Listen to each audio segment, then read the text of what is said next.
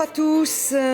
Aujourd'hui, la voie est libre pour Xavier Bertrand, le président de la région élu le 4 janvier. Alors bienvenue dans cette deuxième édition Grande Région de l'année qui prend la forme d'un face à la presse, Florent. Oui, parce qu'avec nous, deux autres journalistes, Franck Hanson, le correspondant de RTL dans la région, et Thierry Mazur, le chef du bureau régional de l'agence France Presse. Bonjour à tous les deux. Ensemble, nous allons vous interroger, Xavier Bertrand, sur les finances de la région, la gouvernance, l'écologie, la politique nationale. Mais on commence par la préoccupation numéro 1 des citoyens, c'est l'emploi. Oui, donc on ouvre un chapitre l'emploi c'est moi, enfin, sous-entendu l'emploi c'est vous, bien sûr, avec Pentair, 133 emplois supprimés à Ham dans la Somme, d'autres sites régionaux fragilisés comme à Armentières. Dans le journal télévisé de dimanche soir sur France 2, un portrait vous était consacré, Xavier Bertrand. À propos de Pentair, vous avez dit l'entreprise ne doit pas fermer aussi brutalement. On vous avait vu d'ailleurs à côté des salariés. Pourquoi avez-vous dit, moi ça m'a frappé, brutalement, pourquoi ne pas avoir dit l'entreprise ne doit pas fermer tout court alors qu'elle a des carnets de commandes?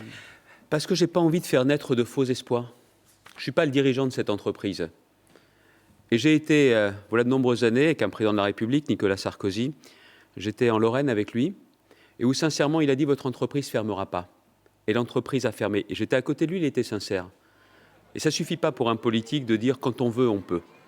Donc je n'ai pas envie de faire naître le moindre faux espoir. Je préfère au contraire me battre au maximum, en changeant les habitudes. Quand je suis allé en Suisse, à Schaffhausen, avec Stéphane Demille, député de la circonscription de Ham, ce n'est pas dans les habitudes, mais je voulais voir ceux qui décidaient, le comité de direction, et je leur ai donné un certain nombre d'arguments pour qu'on essaye de maintenir de l'activité. Mais vous n'entendrez pas dans ma bouche la moindre fausse promesse, le moindre engagement que je ne suis pas sûr de pouvoir tenir. Alors, vous avez vu la détresse, puisque vous étiez sur place, des salariés de Pentair. Ça rappelle, je retourne mardi matin et ça rappelle, avec Stéphane Demille. Cette détresse, ça rappelle celle des salariés de Goodyear à Amiens, 1200 salariés sur le carreau il y a 2 ans. Cette semaine, le tribunal a condamné à 9 mois de prison ferme 8 ex-salariés qui avaient séquestré des membres de la direction. Vous dites que la violence est inacceptable, mais quand même, est-ce que la violence, elle ne vient pas aussi des dirigeants ? Je vous l'ai dit, je vous le redis, rien ne peut légitimer la violence. J'entends l'émotion qu'il y a après cette décision de justice. Je sais qu'il y a une pétition avec des dizaines et des dizaines de milliers de personnes qui ont manifesté également leur émotion. Mais vous ne pouvez pas, d'une façon ou d'une autre, à un moment... Vous comprenez leur colère. Faites bien, si je peux me permettre, la différence. On parle de violence à l'égard de qui?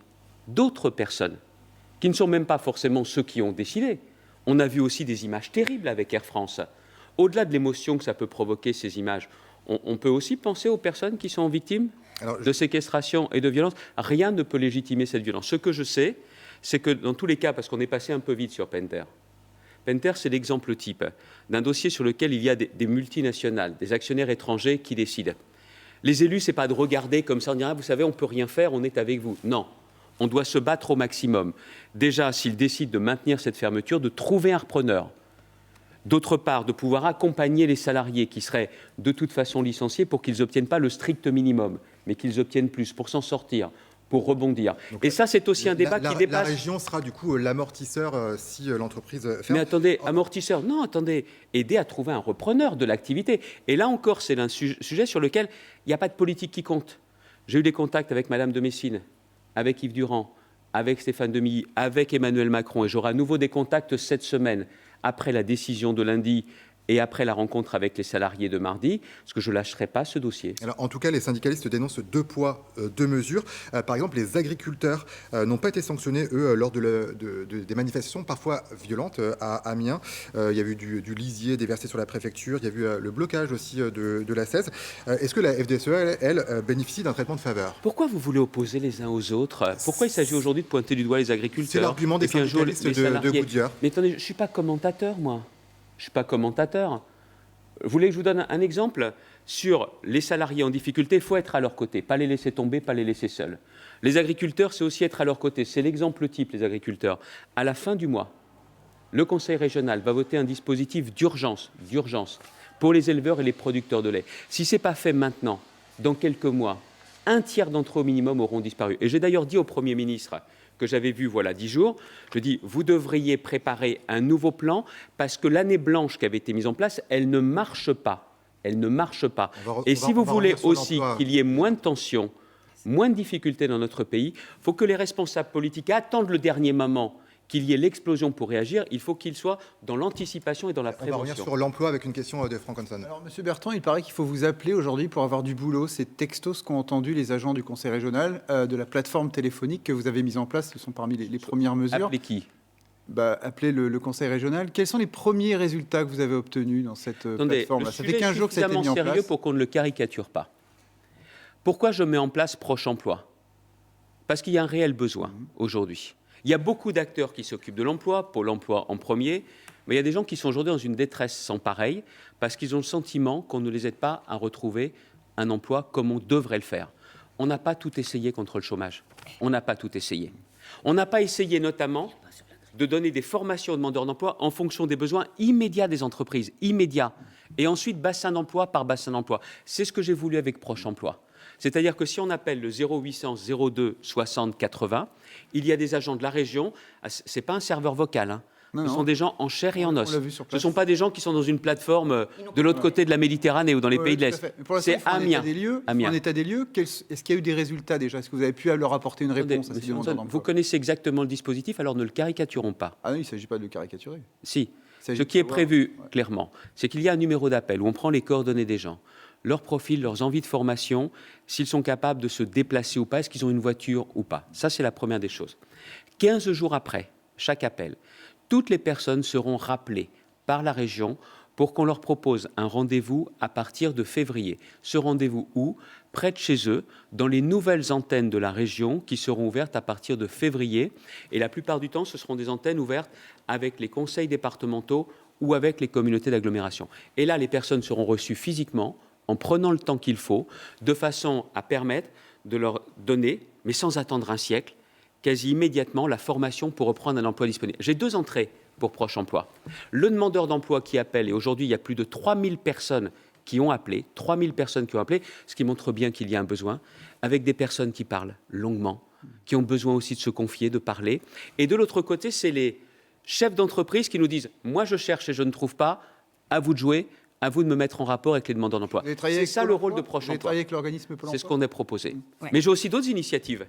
J'ai MEDEF, CGPME, UPA, les branches professionnelles qui me disent on a certaines difficultés à trouver, on va vous aider, puis ça va aussi nous aider. J'ai notamment un opérateur de ressources humaines qui ne fait pas que de l'intérim, Randstad, M. Béharel, qui est originaire de la région, le patron de Randstad. Il dit votre initiative, elle nous intéresse. Nous, on a une base de données sur tous les emplois qui existent. On a envie de vous aider dans cette opération. Et vous allez recevoir les organisations syndicales aussi? Bien sûr, je l'ai indiqué l'autre jour lors de la mise en place du Césaire, organisation syndicale au niveau national, mais surtout au niveau régional, de façon à leur expliquer ce que je veux faire. Et j'ai proposé aussi plusieurs autres choses sur l'emploi. Alors, Thierry Mazur. Alors, le gouvernement, justement... Sur l'emploi. Pardon. Vous allez proposer des choses, mais comment ça va s'articuler avec ce que veut faire l'État? Vous savez que François Hollande doit annoncer une série de mesures lundi, pardon. Vous-même, vous avez des projets. Vous avez annoncé, par exemple, une aide de 3 000 € par an pour l'apprentissage. Est-ce que ces aides vont se cumuler, par exemple, avec celles que va annoncer l'État? Oui. Je ne profite pas du plan de l'État pour donner moins au niveau de la région. Je pense au contraire que si les uns et les autres travaillent ensemble, tenez, une image, si on se serre les coudes et si on se retrousse les manches, je pense qu'on peut être beaucoup plus efficace. Et ma région a besoin qu'on soit plus efficace. Donc, j'ai vu le Premier ministre, j'ai eu la ministre du Travail au téléphone. Elle avait la crainte que certaines régions, comme l'État les donnait plus, que certaines régions donnent moins.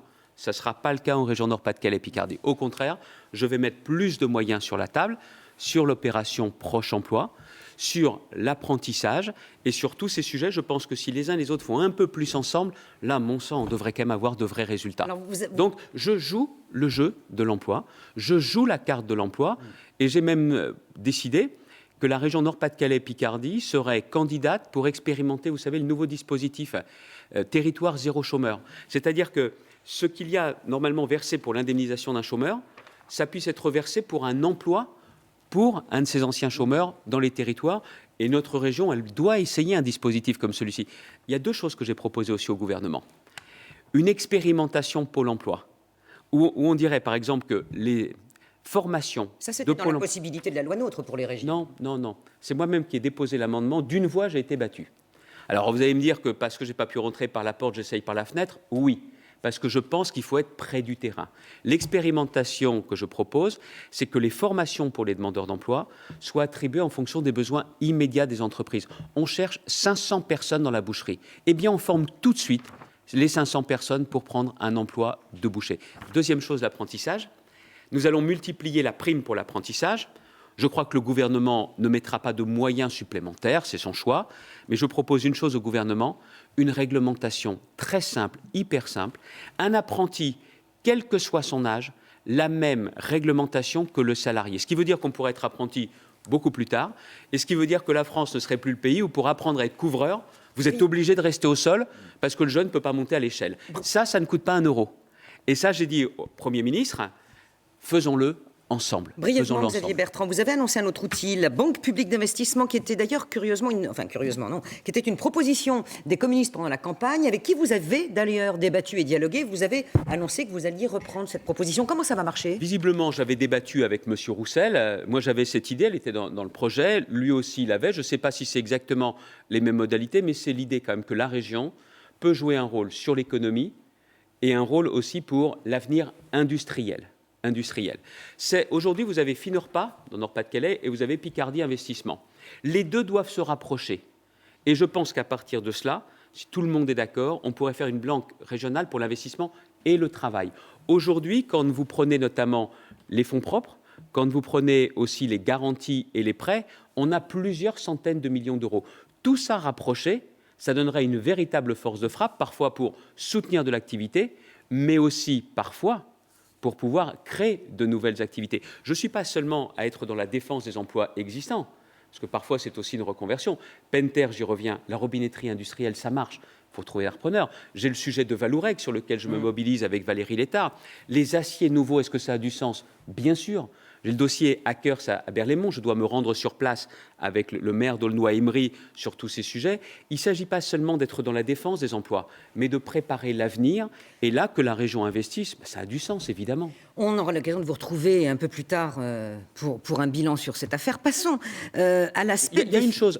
Je sais que je ne gagnerai peut-être pas à chaque fois, mais je me battrai à chaque fois. C'est la raison pour laquelle il y a Karine Charbonnier, la vice-présidente chargée de la formation, des relations avec les entreprises, mais je me mets en première ligne. Je n'esquive pas et je ne me protège pas en mettant d'autres personnes devant moi ou à ma place. On aura l'occasion de faire le bilan avec vous, parce que vous accepterez forcément de revenir là-dessus. Passons aux finances. À regarder l'organigramme, on se dit que les finances, c'est vous aussi. Il n'y a pas de VP, il n'y a pas de vice-président aux finances. Est-ce que c'est parce que tout simplement, évidemment, vous voulez garder la main en direct? Et quel sera le rôle de Jean-Pierre Bataille, le maire de Steinvorde, qui était le patron des sous de l'opposition régionale dans l'ancien conseil régional Nord-Pas-de-Calais? Eh bien, il sera le patron des sous, comme vous le dites si bien, des finances du conseil régional, avec une fonction particulière. Il sera le rapporteur général du budget. Un conseil régional, c'est un peu particulier. Mais vous serez derrière? Oui, bien sûr. Il y a un président. Il y a d'une certaine façon un gouvernement avec les vice-présidents et il y a en même temps, dans la même enceinte, le même conseil régional, il y a aussi un législatif. Et donc, il va être ce rapporteur général du budget, à lui de nous faire des propositions également pour faire des économies sur le fonctionnement, sans toucher aux services apportés aux habitants de la région. Mais vous prenez par exemple les indemnités des élus, le fonctionnement des groupes, les besoins de formation des élus. Cette année, nous avons fait les chiffres, on a fait un point hier soir avec Jean-Pierre Bataille, ce seront 1 million d'euros que nous allons économiser rien que sur le train de vie des politiques de la région. 1 million d'euros, c'est pas rien. Et vous voyez donc que c'est à nous de montrer l'exemple. Justement, vous avez annoncé 300 millions d'euros d'économies par an de fonctionnement, notamment au Conseil régional. Vous commencez par à la fin du mandat. Oui. Parce que ce que j'ai dit très clairement, c'est public, c'est écrit dans le discours de présentation du projet, c'est 150 millions d'euros la première année sur un budget de 3 milliards d'euros. Oui, et vous savez, paraît-il, que je n'ai pas été assez loin. Parce que l'IFRAP, un organisme indépendant, a dit qu'on pouvait faire jusque 600 millions d'euros. Alors je préfère dire 300 et pouvoir faire plus, plutôt que d'annoncer, j'ai passé l'âge des effets d'annonce, plutôt que d'annoncer 600 et d'en faire la moitié. Donc vous commencez par où? Là, vous avez parlé du train de vie, il y aura des baisses d'effectifs dans le conseil régional de cette grande région? Vous le savez, je le redis après l'élection, je l'ai dit hier aux agents de l'ancien conseil régional Picardie que je réunissais à Amiens avec Brigitte Fourré, la vice-présidente chargée de la fusion. À terme, il y aura moins de personnel. Je ne remplacerai pas tous les départs en retraite. La seule chose, c'est que je veux faire du sur-mesure. Dans les lycées, J'ai visité 2 lycées cette semaine. J'ai visité Compiègne, où il y avait eu, vous savez, cette évacuation suite à une alerte avec des menaces terroristes.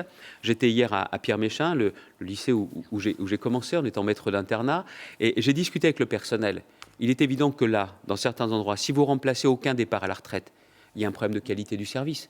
Donc ne comptez pas sur moi pour appliquer une forme de 1 sur 2, mathématiques, comptables et autres. J'aime beaucoup les comptables, mais en politique, on ne doit pas avoir une approche comptable. Donc du sur-mesure. Mais il y en aura moins à terme, concernant effectivement. Le budget, Xavier Bertrand, la taxe sur les cartes grises, comment vous harmonisez? Est-ce que vous harmonisez sur la Picardie? C'était 33 € le C'est pas ma priorité.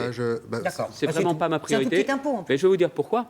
Parce que je sais que certains de mes concurrents avaient ça comme idée. Parler d'un gain. Vous savez tous les combien, en général, les habitants de la région... Sur la Picardie. Ça concerne que les conducteurs. Mais non, mais c'est pas ça. Soyons concrets.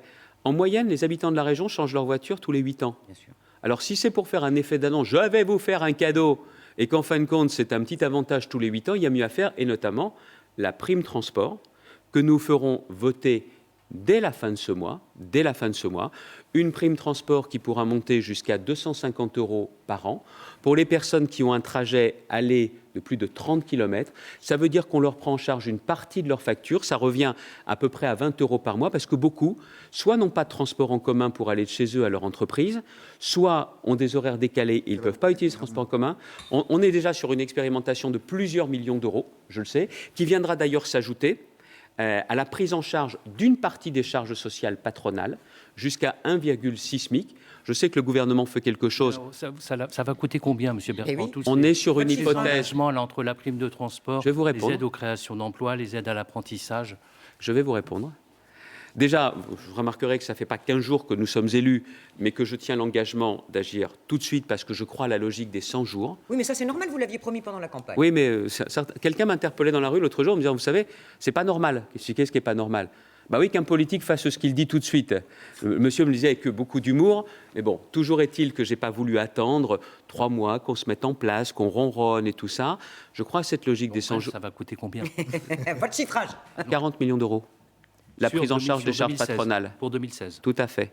Et donc nous sommes sur, déjà, on va l'essayer sous forme d'expérimentation, je ne sais pas quel sera le retour, mais regardez, si le gouvernement met en place sa prime, même s'il faut bien comprendre que les entrepreneurs ne sont pas des chasseurs de primes, ils préfèrent la baisse des charges, c'est pour ça que je préfère la baisse des charges. Ce dispositif-là, en plus de celui du gouvernement, fait qu'on a aussi des entrepreneurs d'ailleurs qui vont du coup choisir la région Nord-Pas-de-Calais-Picardie plutôt qu'une autre région. Mais cet argent-là, M. Mazure, c'est 40 millions d'euros. Je vais les retrouver dans l'économie régionale. Parce que s'il y a moins de charges à payer, soit ça peut être du salaire, soit de l'investissement. La prime pour le transport que je mets en place, cet argent-là, je le retrouve dans l'économie régionale. Parce que ce petit plus de pouvoir d'achat, qui viendra d'ailleurs s'ajouter aux autres mesures, l'aide à la garde d'enfants que je vais présenter dans les mois qui viennent, je sais pertinemment que je ne suis pas riche à milliards, je n'ai pas trouvé de planche à billets, hélas, dans les caves du Conseil régional, mais je sais que c'est en réalisant des économies que je vais pouvoir développer ces politiques nouvelles, avec toujours une logique en tête, l'économie, l'emploi. Alors, il y a ce que vous voulez faire, il y a comment vous voulez le faire, et avec qui, ça c'est la gouvernance. On ouvre un chapitre, donc gouvernance, qu'on pourrait sous-titrer « Le patron, c'est moi ». Enfin, c'est vous, évidemment. Vous êtes sans conteste le chef. Un patron a une équipe aussi. Justement, on en parle. Vous êtes sans conteste le chef, élu à l'unanimité par vos troupes. Il faut quand même préciser que sans les 41 élus centristes, vous n'avez plus la majorité absolue. Donc vos amis centristes pèsent lourd. Et sans les républicains, je serais un homme Mais tout seul bien aussi, sûr, alors. mais Et sans bien les sûr. chasseurs aussi. Alors, vos amis centristes, on va y venir, ont obtenu le tiers des places de votre liste, des positions de vice-président. Est-ce que vous les avez trouvés gourmands? Non. Enfin, je rappelle, leur groupe, au Conseil régional de Nord-Pas-de-Calais-Picardie, est le groupe le plus important de toutes les régions de France. Hein. Non, pas gourmand. Et c'est très bien. Et c'est très bien comme ça. Vous savez, dans toute mon histoire politique, j'ai toujours travaillé main dans la main, j'étais représentant des gaullistes, avec les centristes, tout le temps, au Conseil général de l'Aisne, dans ma mairie de Saint-Quentin, dans ma communauté d'agglomération, et aujourd'hui, c'est quelque chose pour moi de totalement naturel. Et en plus, il faut savoir que je connais Valérie Létard depuis bien longtemps. Vous étiez ensemble au ministère. Ensemble au ministère. Frédéric Le Turc est quelqu'un que j'apprécie beaucoup, et je crois qu'on travaille vraiment tout naturellement. La seule chose que j'ai demandé, ce que vous disiez, le patron, il a le droit d'imposer des règles de fonctionnement. Je ne veux pas qu'on reproduise la chienlit que l'on voit au niveau national. Et j'ai dit toutes les guéguerres nationales, toutes les bisbilles et tout ça, j'en veux pas au sein du Conseil régional. Conseil régional, ça rime avec intérêt général. Vous pouvez faire la politique comme vous le voulez dans d'autres enceintes. Il y a aussi des élections, les uns et les autres seront candidats. Mais ici, dans cette maison, on s'occupe de la région. D'ailleurs, vous connaissez ma famille politique. Mon parti, c'est la région. Et donc, très clairement, je ne veux pas que la politique politicienne vienne envahir les relations entre nos différents groupes. Ça, c'est ma ligne rouge. Hein. En face de vous, justement, comme force d'opposition, comme seule force d'opposition, vous avez le Front National. 54 élus n'ont jamais été aussi forts au Conseil régional. Vous avez été surpris de voir que Marine Le Pen ne prenne pas la présidence de ce groupe ? Non. Et comment vous allez gérer ces relations avec le Front National ? Ça ne va pas, le fait qu'il n'y ait plus d'élus de gauche, est-ce que vous n'allez pas être tenté par faire justement une politique de gauche vous-même, pour vous démarquer de cette opposition ? Ça, je l'entends depuis le début. Ah, mais Bertrand, il a serré la main au président de la République. Et puis il va voir le Premier ministre. Mais à chaque fois, quand j'en sors, je ne suis pas devenu socialiste, hein, et ils ne sont pas devenus gaullistes non plus. C'est toujours ça qui est toujours marquant en France. Dès qu'on est dans une opposition dure avec le pouvoir en place, on est un opposant systématique. Et quand on serre la main et que c'est plus la guerre civile, c'est « Ah ben voilà, ils font copain-copain ». Il y a un juste milieu. C'est tout simplement de savoir si une politique, si quelqu'un peut m'aider. Regardez, je travaille avec les 5 présidents de conseils départementaux. C'est une grande première. Oui. On se moque de savoir qui est socialiste, qui est centriste, qui est républicain, qui ne l'est plus. Voilà, c'est pas le problème. Il va falloir s'habituer ici, dans la région, à ce que je sois vraiment dans cette logique-là. J'ai rien abdiqué de mes valeurs gaullistes, de mon enracinement séguiniste. Tout comme Gérald Darmanin, il est dans la même logique que moi. Mais ici, on va faire avancer une région qui a besoin qu'on laisse de côté la petite politique politicienne. C'est juste ça. Et concernant le Front National, on verra quelle sera leur attitude. Mais ce que j'ai vu des premiers pas, pour être dans une opposition constructive, faire des propositions, je ne suis pas sûr qu'ils aient changé à ce point. Dernier point. Il y a des forces politiques qui ne sont pas représentées dans l'hémicycle. Je le sais, j'en ai bien conscience. Et je sais également que quand je dis que je vais travailler avec tout le monde, je vais réunir dès février le conseil de l'ensemble des parlementaires, quelle que soit leur sensibilité, y compris les parlementaires européens.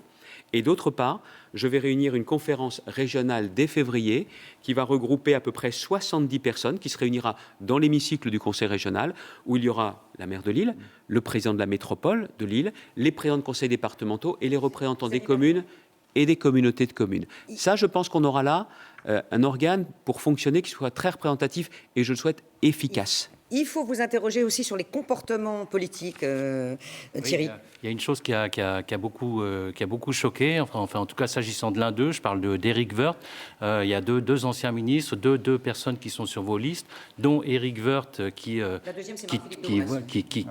tirait la liste dans l'Oise, et Marc-Philippe Daubresse qui était, je crois, 6e dans le Nord. Ces gens-là ont annoncé quasiment le lendemain de leur élection que finalement ils ne siégeraient pas. Donc ils se sont présentés aux électeurs et puis finalement ils font faux bond. Qu'est-ce que vous en pensez ? Vous étiez au courant de ça ? Vous avez prévenu avant ? C'est moi qui ai posé mes conditions sur le fonctionnement après.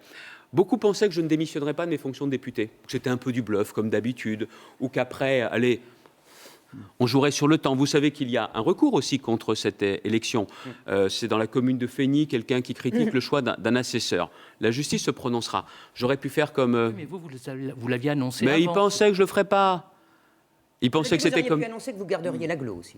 Pardon, Madame, si je peux me permettre, dans la Voix du Nord, quand je déclare ma candidature, nous sommes en février de l'an dernier, c'est écrit noir sur blanc dans la Voix du Nord. C'est écrit noir sur blanc dans les nouvelles. C'est écrit noir sur blanc dans le Courrier Picard. Et quand la question m'est posée à chaque fois, notamment dans les débats télévisés, je dis à chaque fois que je garderai mes fonctions à la tête de la communauté d'agglomération. Ce n'est donc pas un scoop. Tout le monde a le droit d'avoir de la mémoire et de regarder toutes mes déclarations. Je veux juste finir. On était dans l'Aisne. Attendez, juste finir. Sur Éric Woerth, il est nommé secrétaire général des Républicains. Il ne s'y attendait pas. Parce que personne ne pensait qu'au lendemain des élections régionales, la priorité pour les Républicains, ce serait de changer l'organigramme, avec le départ de Nathalie Kosciusko-Morizet. Éric m'appelle en me disant... On fait quoi ? Je lui dis, écoute, j'ai été secrétaire général de la famille politique. En plus, avec la primaire, c'est toi qui vas être le patron. Tu n'auras pas le temps. Dans ces cas-là, je préfère que tu ne sièges pas. C'est un ami, on en a parlé librement, il était d'accord. Pour Marc-Philippe Daubresse, là aussi, il s'est peut-être dit que la charge de travail ne serait pas celle-là. Je lui ai dit exactement ce que je demandais. Et c'est-à-dire que si quelqu'un était parlementaire, il ne pouvait pas être vice-président à temps partiel. Sébastien Huyghe, qui était porte-parole des Républicains, je lui ai demandé de faire ce choix, non pas au nom du refus de sa liberté de parole, mais tout simplement de choisir. Je ne pouvais pas avoir quelqu'un qui était le lundi à Paris pour faire porte-parole, le mardi à l'Assemblée, le mercredi à l'Assemblée, le jeudi dans sa circonscription pour être député. Si on s'engage avec moi, ce n'est pas pour faire semblant. Regardez Natacha Bouchard, qui a quitté aussi ses fonctions de sénateur, comme Gérald Darmanin a changé. La seule chose qui a changé, c'est que tout le monde pensait que peut-être comme avant, on ferait un peu de temps partiel et qu'on s'arrangerait. Niette. Si on s'engage, c'est vraiment s'engager.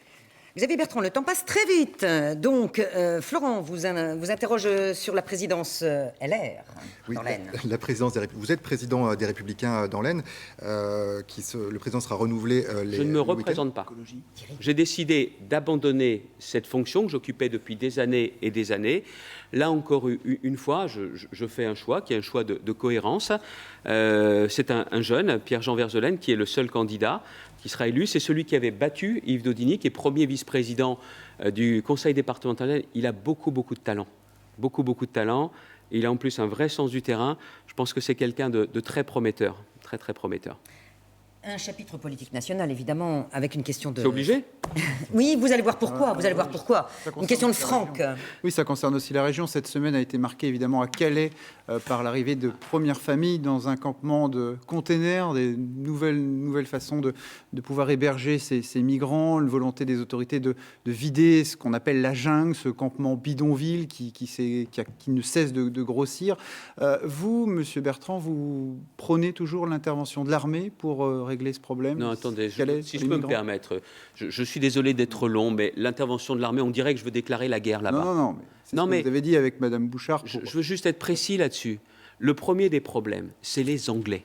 Les Anglais. Ils sont tous ces migrants, à Calais ou maintenant à Grande-Synthe, ils n'attendent que de passer en Angleterre. Ils ne veulent pas rester chez nous, ils veulent aller là-bas. C'est aux Anglais de changer leurs règles sur le travail des clandestins, parce que ce sont les Anglais responsables en premier. Et il faut faire pression. Et je ne veux pas non plus qu'on dise aux Anglais, mais oui, mais ils nous aident, regardez, ils donnent de l'argent pour mettre des barbelés. Moi, je ne vais pas laisser toute la côte d'Opale avec des barbelés pour faire plaisir aux Anglais. Donc il faut que les Anglais bougent. Et ça, c'est la responsabilité. Ça fait 20 ans que ça dure aussi. C'est le gouvernement qui le fait et c'est aussi moi. Je suis aujourd'hui le porte-parole des 6 millions d'habitants de la région et on ne s'est peut-être pas habitué à cela, mais le rôle du président de région, oui, c'est peut-être d'avoir une dimension et un rôle international. Je vais rencontrer prochainement les élus du Kent pour leur dire que le problème de Calais est aussi leur problème. Regardez les difficultés de transport. Les transporteurs du Kent, ils ont des difficultés moindres que les transporteurs du Pas-de-Calais, mais quand même. Donc c'est à moi aussi de porter ça dans le débat politique anglais. Deuxième chose. Ça fait 20 ans que ça dure ce problème. Vous pensez qu'on peut vider la jungle à Calais ? Oui, ça mettra le temps qu'il faudra, mais à Calais, il faut un retour à la normale. Vous savez, si les uns et les autres on habitait Calais, je ne sais pas si on supporterait depuis aussi longtemps que les Calaisiens ce qu'ils ont dû. Alors pourquoi l'armée ? On a une priorité, la sécurisation du port. Le tunnel sous la Manche a été ultra sécurisé, c'est important.